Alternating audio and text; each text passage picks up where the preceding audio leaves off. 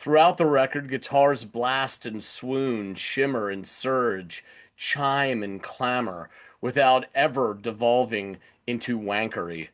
It helps that Hum has the quiet, loud thing down cold, allowing its songs to build and release tension at just the right dramatic points.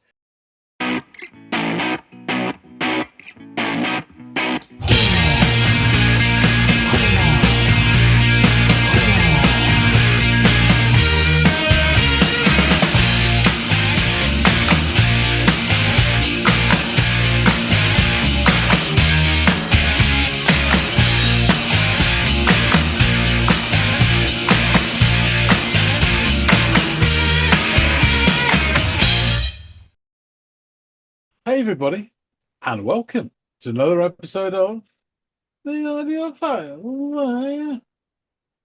My name's John. His name is Andy. Sun is shining in the sky. They're in a cloud in sight. It stopped raining. Everybody's in a plane. Don't you know? It's a beautiful new day. Hey, more on that later. But first, we've got a track to listen to. Andy, what do you got? Well, feel like we're a bit overdue for this. We're certainly overdue for checking out more from this band beyond the one album, which I've been hyper fixated on with you. The band is Hum, and we Mhm. are going to be moving away from You'd Prefer an Astronaut finally, but there are so many great tunes on that. It almost feels criminal that Yeah. we didn't cover all of them. Of course, that's my jaded opinion, but this is a track called If You Are to Bloom by them. So, please go off, check this thing out, come back, and let us all know what you've made of this track by Hum. Will do.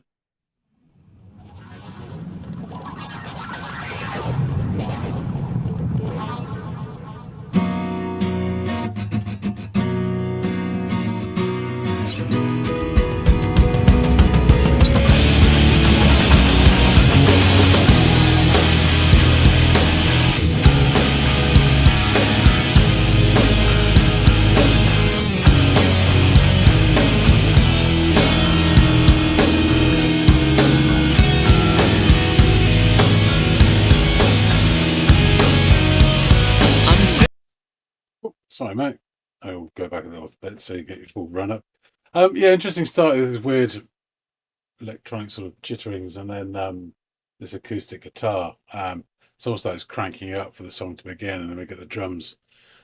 Was it bass drum? I think it sounded like it was like approaching from a distance, and then come the guitars. And you've got that kind of classic old rock distorted guitar. It's a bit sort of Smashing Pumpkins ish. And one's heavier, more expansive, and the other ones are slightly higher register and more particular and sort of little melodies and cutting through the sort of fuzz with these little sort of sharp notes, which is really nice. Let's see, and it's got a sort of standard sort of beat, chugging along nicely to see how it goes. I'm thinking of your wide open eyes, smiling as they feed the nerves that push the field of silver into colorful lines that only you can see, like only you can do. I'm picturing a force-up eyes that you would see if you could reach and reconnect the ends into the delicate threads.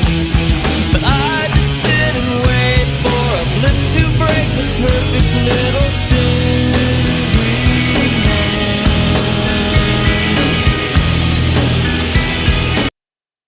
That was interesting. I think the opening number is something like, I'm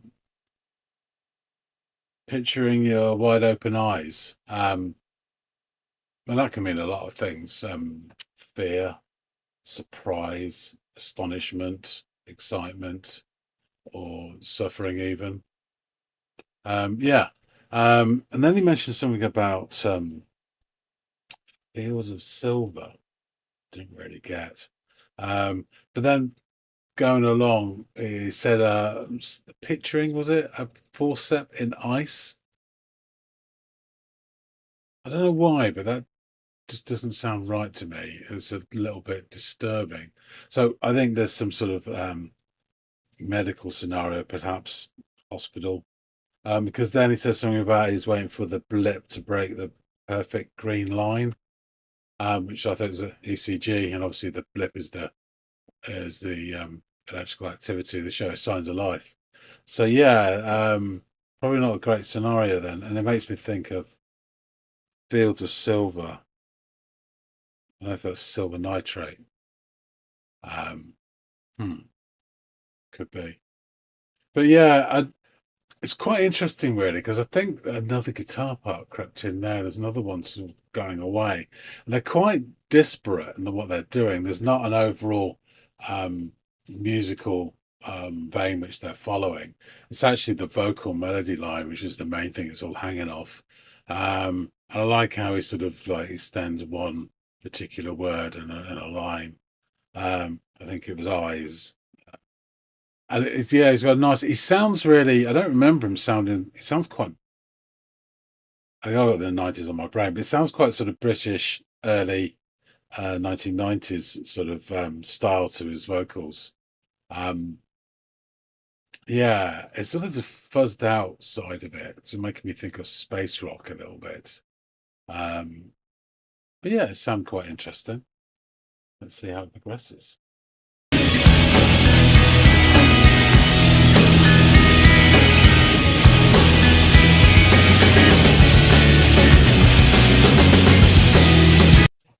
So just there as we put it in. So you had one guitar going in this channel. There's another one sort of picking notes, and then you had the fuzzy one as well. So it's at least three parts there. Obviously the bass and the drums.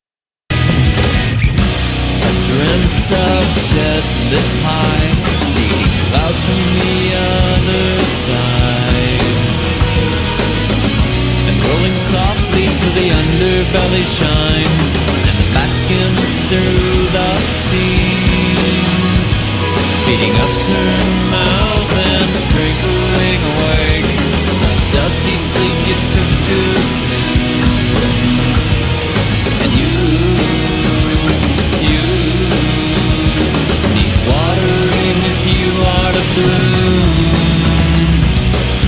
I'm thinking of your failing green eye. That was the title line there. He's saying, and you need watering if you're to bloom. And the other backing vocals coming there. And that was the most melodic sounding bit so far. Almost like a chorus. But it's not really going that way. First chorus, it's sort of flowing. It's interesting, you need watering if you're to bloom. I mean, it makes you think of a plant. I don't think he's saying this person is a delicate little flower. With the hospital imagery, I'm thinking more it's a return to earth scenario, 6 foot under. Maybe even like a memorial plant on the graveside. Yeah, interesting. Smiling as they greet the day, but they can't see me.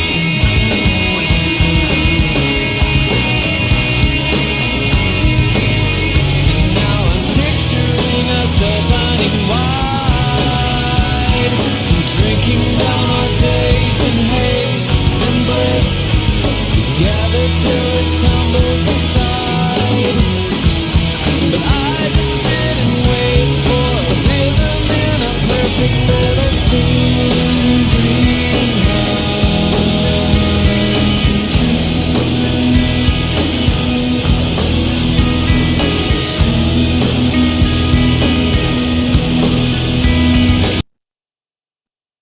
All right. I'm just going to drag that back a little bit. That bit there. So his vocals went up emotionally. He was sort of, giving it a bit more welly. And then as we got to the end of this sort of stanza, the vocals seemed to become a little bit more sort of dreamy and ethereal. and that's why it started to sound like more like a standard shoegaze type song. But before it, I think that's one of the things. Is this song sounds a little odd to me, and I don't mean that like it's terrible. It's just maybe it's my expectations. But the vocals are really clear and quite forward in the mix as well, and that's what's probably making it sound strange to my ears. And with sort of shoegazy stuff, I mean, normally the intention is to have multiple layers, usually of affected instruments, to create this huge sort of layered sound where all the ingredients, as it were, come together to create this new sort of thing. And it's quite, or it can be an almost overwhelming experience listening to it, particularly live. This feels more like the deconstructed version of that, and you can clearly hear each part. And the guitars at times are just plowing their own furrows and going off and doing their own thing. And there's one in this channel in particular I'm really enjoying. It's great, but they're not coming together and creating a new combination, as it were. That's probably what it is. And I'm not saying it's a bad thing. It's probably different to my expectations of what I normally listen to. And I think when you get some of the flourishes, it can sound almost a little bit proggy, like they're doing their own thing. I think that's the explanation. I'm not first listen. This is like my gut reactions, but that sort of dreamy quality there. And I think they were almost the backing vocals were saying something about dream or something as they sung it.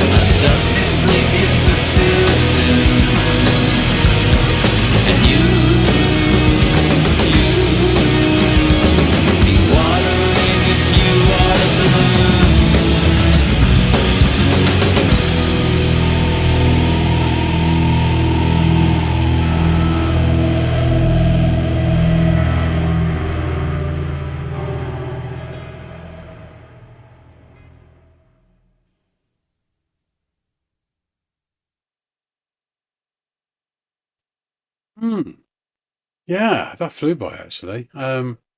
Really interesting song. First listen, I can't say that I absolutely love it, but I certainly don't dislike it. It's a really decent song, but yeah, I think I need more exposures for it to really sort of grip me, as it were.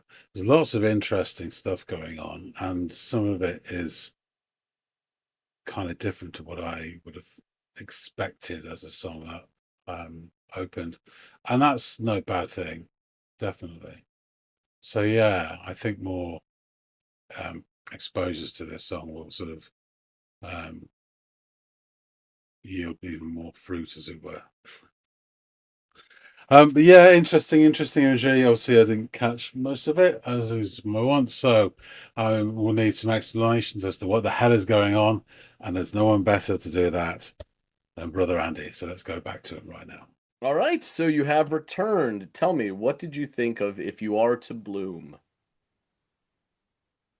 Yeah, interesting. I'll tell you, for honestly, I kind of struggle with this song for certain reasons, Mm, which I'll get into. It's not a please. criticism of the song, it's probably more a criticism of me, but there we go. So we start off really immediately with some electronic chittering. Almost sounds like a sort of, electronic animatronic sort of bird's nest chittering away.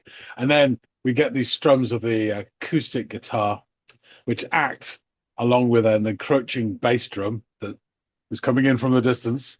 It almost acts as a hand crank, a starter motor, which then, catches with a wave of guitars. We come in and the song begins proper. The first guitar is, for me, pumpkin style. It reminded me a lot of that. There's a lot of it's through my own sort of viewpoint. There's a lot of 90s in this song.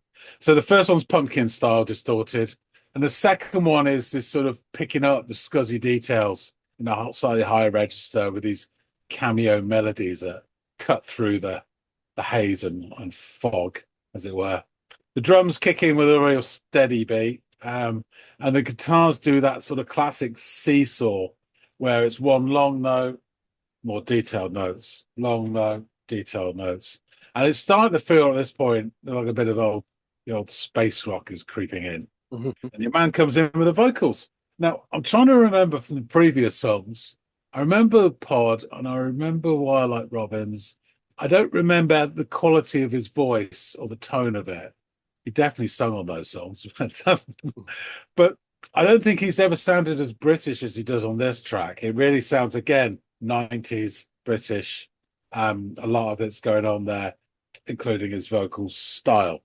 And he opens with, I'm thinking of your wide open eyes, smiling as they feed the nerves, and push the field of silver and colourful lines.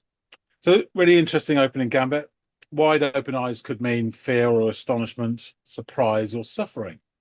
Feeding the nerves could be an emotional response to whatever situation. And I'm not sure about the silver field or otherwise. As he sings, I think I hear another guitar joining the mix. In terms of the music, it's very dense. Mm. And it does seem that the various parts are freewheeling to an extent. It's really the vocal melody is stringing out a line for the others to hang their stuff on. If you took away singing the vocal line, it really would be quite a mishmash. And the others, I picture it, it's almost like rotating irregular ellipses, and they rotate on an axis, and all got different orbits, but they meet at certain points. And where they tend to meet is when he's singing. It's one word per line, which he stretches out a little bit and sings, and that's where the tunes of the different guitars kind of meet. It's really interesting the way they've done it, where they converge. Yeah, and it's quite a pleasing mechanism as well. I get some more lines.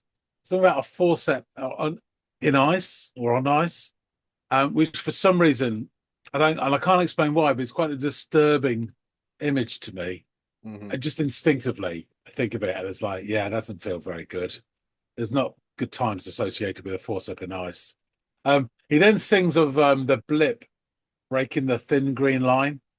And then it starts to make more sense. So this is obviously some sort of medical situation, probably hospital. Sounds like they're waiting for signs of life on an ECG monitor, which immediately makes me think of Monty Python, The Meaning of Life, where they say, get me the machine that goes bing. It also makes me think that the field of silver could actually be silver nitrates. Now, many, many, many moons ago, I used to work in medical sales and wound care. I know it's not my speciality, but there was talk of using silver nitrate. It was used to cauterize wounds and also to stop overgranulation of wounds as well. And there was talk of using it, I think, for stop bleeding with fungating tumors. So I don't know if you're aware of this. I wasn't aware of this until I started working this. Basically, it's cancerous tumors that grow so much they come up through the skin, which is a very disturbing thing. So they were talking about silver used in that, I believe, because it's antimicrobial as well. But yeah, so it kind of made me think of that. So we obviously got this situation there. Again, doesn't sound like it's great.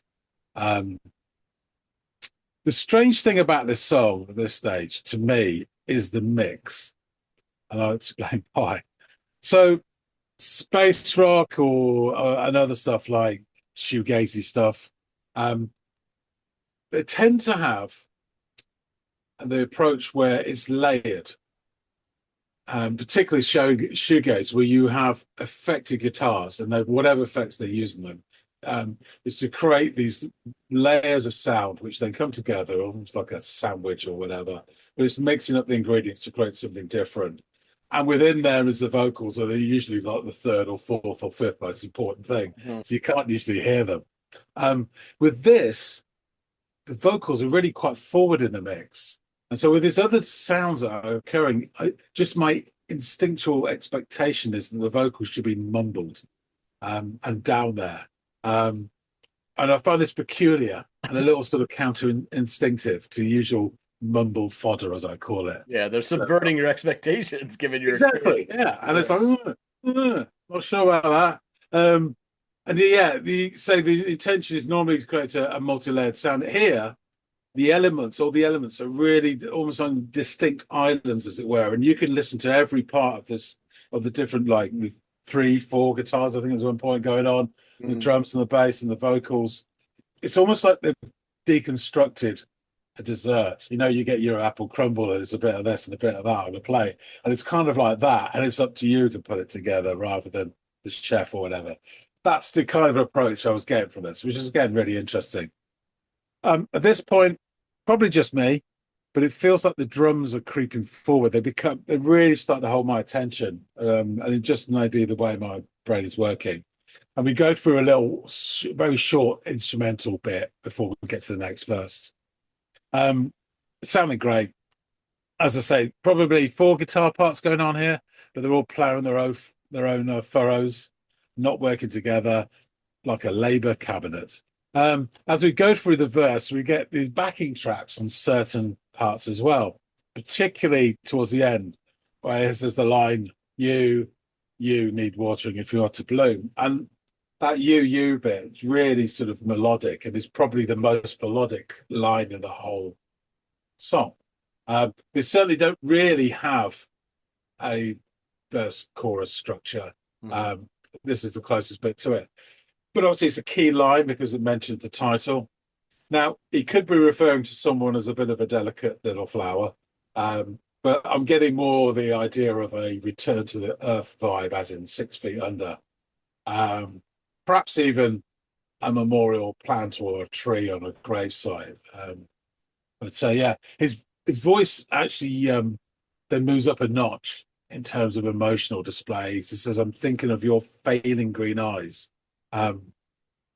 And the word failing here feels really kind of hopeless. It's quite a sad, almost pathetic line, really.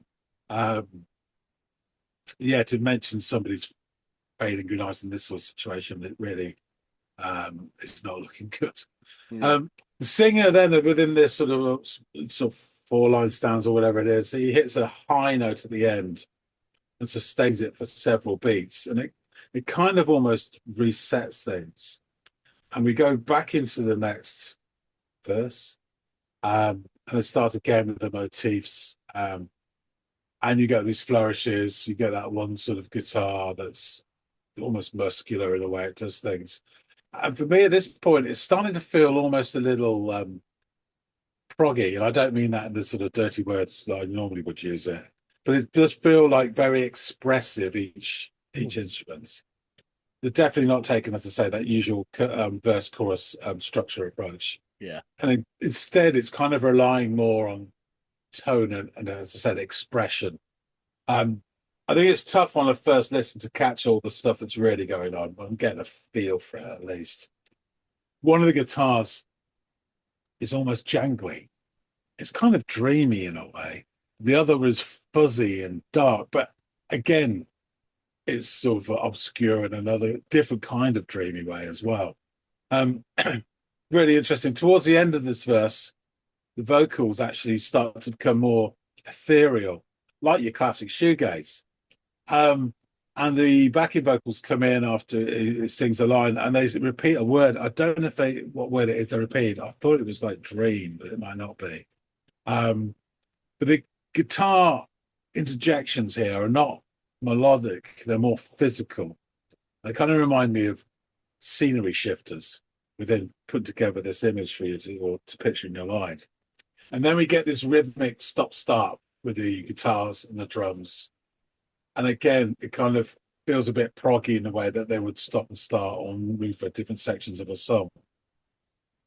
That distorted guitar, which I mentioned earlier, which is very similar to Smashing Pumpkins, kickstarts everything back on the track.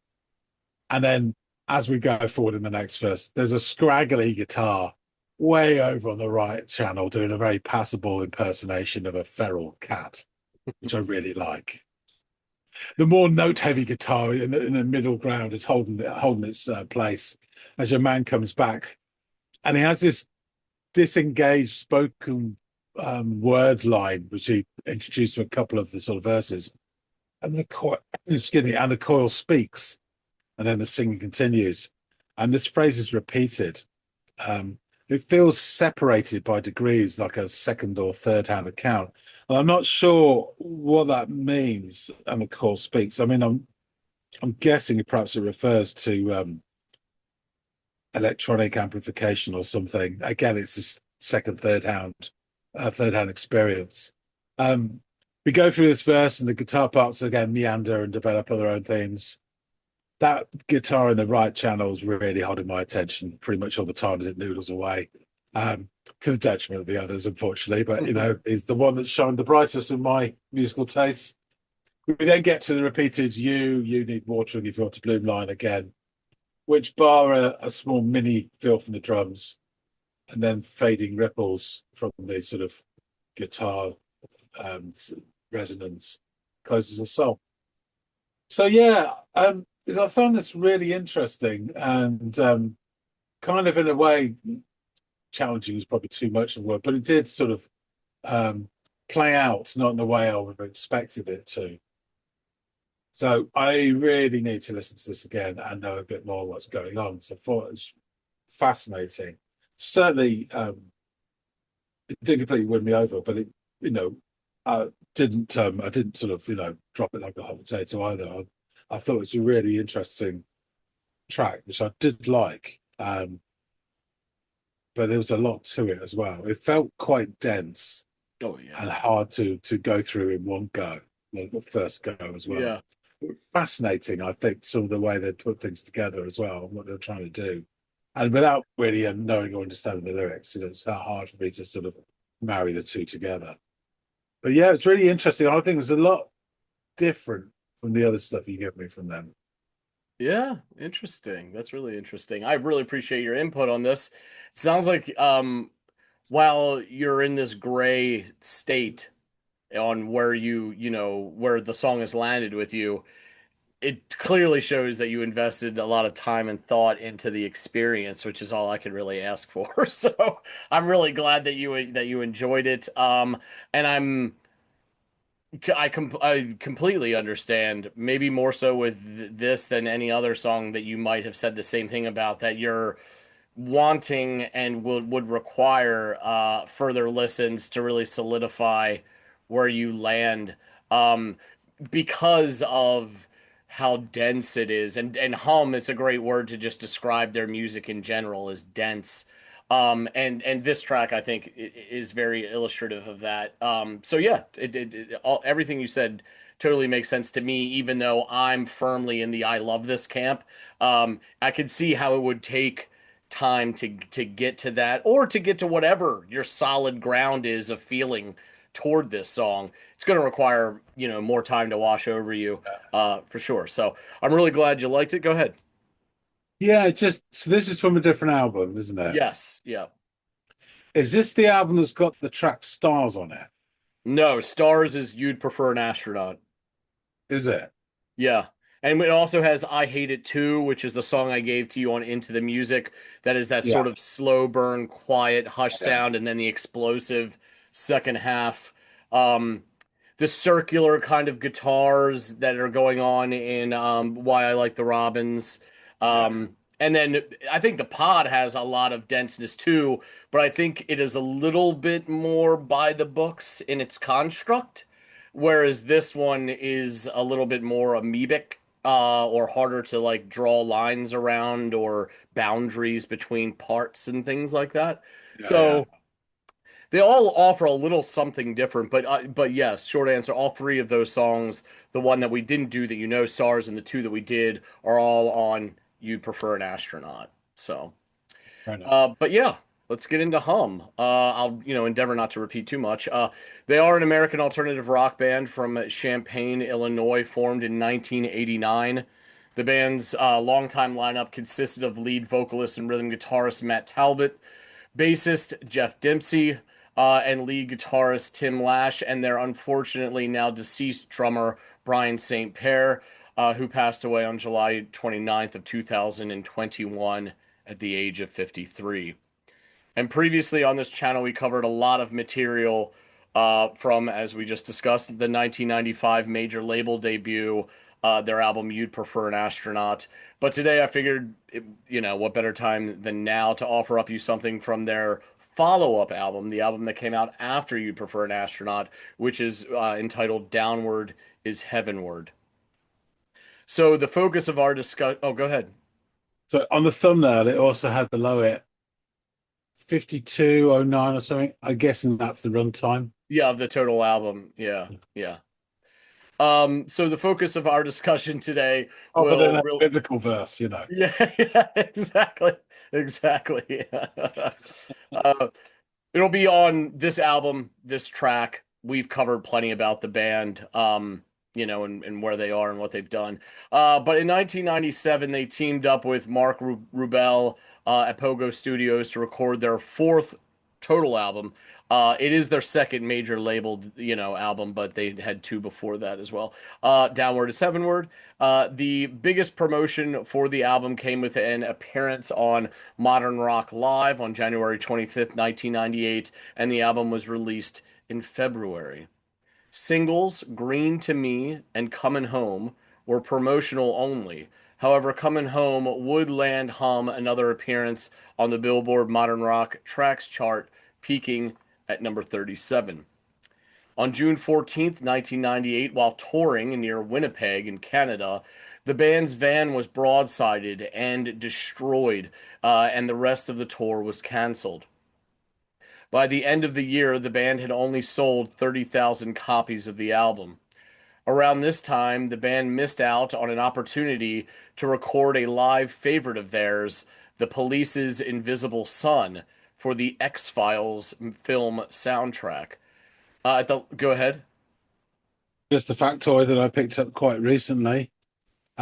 Stuart Copeland, who I'm a big fan of, was asked what is the most difficult song he's ever drummed on, and he said, "Invisible World." Yeah, yeah. That, So that makes me smile hearing that, because Brian St. I think Pierre is a bit of an animal behind the kit, and that's cool that it's he very would have similar chosen that and to excelled yeah. at it. So, um, at the last minute, however, Sting and Aswad decided to record a reggae cover, keeping Hum. I know, exactly. Keeping Hum from a large potential fan base, further underscoring this feeling of bad luck that seemed to surround them at this time. Due to disappointing sales and large record label mergers, the band was dropped from their contract in 2000. On tour that year, the band was involved in yet another van accident, signaling the last straw. They played their final shows in 2000 on December 29th in St. Louis, Missouri, and December 31st in Chicago. Despite selling fewer copies than its predecessor, You'd Prefer an Astronaut, the album was critically acclaimed. Brent DiCrescenzo from, go ahead, John, get one on deck, Pitchfork Media, praised the abrasive but graceful nature of the album, writing a listen to Downward is Heavenward actually scrubs off a layer of skin. Yet Hum still managed to infuse grace and control into their skyward swirl. Ned Raggett from AllMusic wrote, having scored their fluke hit with Stars, Hum hunkered down and created a follow-up album that went nowhere, leading to the band splintering. An unfortunate result all around, because arguably, Downward is Heavenward isn't merely the group's best album, but a lost classic of 90s rock, period. In 1999, again, Pitchfork Media placed the album at 81 on their top 100 albums of the 1990s. It's pretty impressive to make a top 100 albums list on an album that was, sold shit, was mired in all this bad luck surrounding its release. So it's. Writing for the AV Club back in 2002, Stephen Thompson would reflect on the album and offer up the following. Champaign, Illinois' Hum is one of the best guitar bands in the world. And like the group's 1995 sleeper hit, You'd Prefer an Astronaut, Downward is Heavenward is a monumental rock album. With 10 swollen epics built around Tim Lash and Matt Talbot's massive, diverse array of guitar sounds. Throughout the record, guitars blast and swoon, shimmer and surge, chime and clamor, without ever devolving into wankery. It helps that Hum has the quiet loud thing down cold, allowing its songs to build and release tension at just the right dramatic points. Whether anything on Downward is Heavenward connects with audiences the way Stars did in 1996 remains to be seen. Green to Me and The Scientists certainly resemble that song at times, but that shouldn't really matter. The album works splendidly as a whole, and as the best ambitious, futuristic, space-themed science geek rock album since Radiohead's 1997 masterpiece, OK Computer. And Nate Regolia of Gas Lantern Media reviewed each track on the album and offered up the following as it relates to If You Are to Bloom. This style is all hums. A great melody with a juxtaposition of acoustic guitar followed by towering guitars that never smother the song, but just seem to fit. For some reason, the bass does stick out in this song for me, and great choices are made. Another song signaling love, not the love letters, but with an equal sign. The melodies and hooks are all over this song with the terrific dual guitar work that twists and turns. One of the strongest songs on this album that, to me, represents a form that is most identifiable with Downward is Heavenward. And these lyrics. I'm thinking of your wide open eyes, smiling as they feed the nerves that push the field of silver and the colorful lines. Likely only you could see, like only you could do. I'm picturing Forset in ice, that you would see if you could reach and reconnect the engine to the delicate lens. But I just sit and wait for a blip to break the perfect little then green line. I dreamt of jetless high, seeing clouds from the other side, and rolling softly until the underbelly shines, and the back skims through the stream, feeding upturned mouths and sprinkling away. A dusty sleep you took too soon. You need watering if you are to bloom. I'm thinking of your failing green eyes, smiling as they greet the day. They can't see me, and now I'm picturing us opening up wide, drinking down our days in haze and bliss, together till it stumbles aside. But I just sit and wait for a rhythm in a perfect little feeling. It's true, so soon, and the coil speaks. I'd like to see us together. I'd like to lay my head low. I need to lean on a soft one and bring the spin of the world to a halt. And the coil sleeps. And you've been gathering angels and fading further each day. I love you right now as I never. Remember my face as it quietly you make your rain. I dreamt of jetless high, seeing clouds from the other side, and rolling softly until the underbelly shines, and the back skims through the stream, feeding upturned mouths and sprinkling away. A dusty sleep you took too soon, and you need watering if you are to bloom. While there's officially no released meaning for this song could be either one of these or a little bit of both. A love song or a song of someone dying in a hospital. The narrator is dreaming of him and the patient drinking together, and he is waiting for a rhythm in a perfect little thin green line, which could be a heart monitor, as you were quick to point out, that stopped, but the narrator is waiting for it to start back up again. The narrator thinks of the patient's green eyes, which are failing because they are losing color as the patient slowly dies. Green could be meant in a literal sense or as a metaphor for life. And there is the reference to forceps, a tool used by surgeons, which further leans into the possibility of a hospital setting, as you also were quick to note. Gathering angels and fading further each day could be the patient dying. A dusty sleep could be the patient's cremated body, burial, or simply their body collecting dust due to its inanimate state.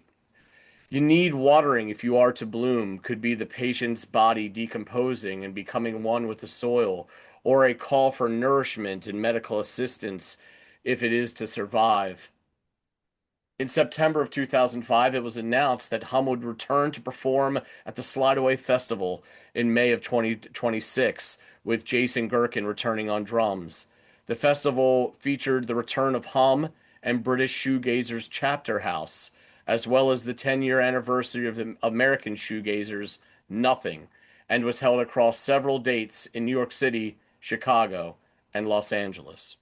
All right, so there you have it, John. That was Hum, and If You Are to Bloom from their follow-up album to You'd Prefer an Astronaut, Downward is Heavenward. Glad we finally got something from that album on this channel. There'll likely be one or two more, just as we kind of milked off of You'd Prefer an Astronaut before we move on from there and another one of their projects. But yeah, man, really appreciate you giving this thing a spin and your feedback. Yeah, it's really interesting to hear something that was, you know, a step divorce from that as well to see how they changed. It Yeah. definitely was different. Yeah, absolutely. Well, great. I really appreciate your time, buddy. Guys out there in the listening audience, please let us know what you thought of this track by Hum. If you are a Hum fan and you have any other suggestions by the band, whether it's off You Prefer or Downward or any of the other stuff, just feel free to shout it out down below, and we will add that to our list for our Friday episodes, which are dedicated to viewer requests. That one I'm sure will land over with John for him to do at some point down the line. Also, please like, share, and or subscribe if you haven't done any or all of those things. We really do appreciate it. And hopefully John and I will catch all y'all in growing numbers on the next episode of The Audiophiles. We'll see you later, guys.